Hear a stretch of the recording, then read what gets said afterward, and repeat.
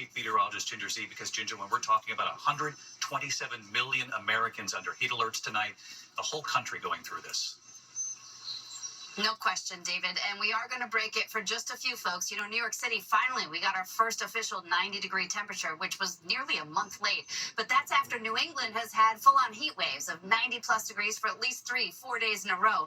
Well, now we're breaking it up. Along those storms that ride the ridge, you've got severe thunderstorms in parts of New England, back to Toledo and Detroit. So we're watching those tonight. Now, tomorrow, the excessive heat watch is where I want your eye to go for Baltimore, Washington, D.C., because the weekend is just going to get progressively hotter. The temperatures will be upwards of 100 degrees, but the feels likes are going to be closer to 110. So be very careful with the heat exhaustion and heat stroke. That ridge kind of broadens out and backtracks. And so looking at July, which just came in, David, from the Climate Prediction Center, above average for almost everyone.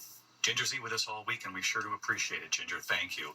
Now to the scare on board a Southwest passenger jet from Las Vegas to Oklahoma City. The plane suddenly dropping to about 525 feet above the ground. Air traffic control then asking the pilots, "Are you okay?" Here's Victor Akendo. Tonight, the FAA investigating yet another concerning incident on a Southwest Airlines flight after a plane dropped to roughly 525 feet as it made its approach into Oklahoma City. A low-altitude alarm alerting air traffic control. The plane passing roughly 625 feet over a high school. The flight taking off from Las Vegas Tuesday night, heading to Oklahoma City. It then pulled up and did a loop minutes later. Southwest stating the flight landed safely at Will Rogers World Airport, touching down just after 12 a.m.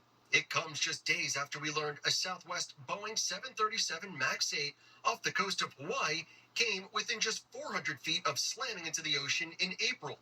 No one was injured, but the flight was diverted back to Honolulu.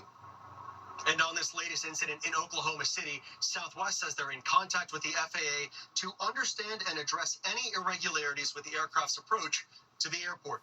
David? All right, Victor Akendo tonight. Thanks, Victor. Next.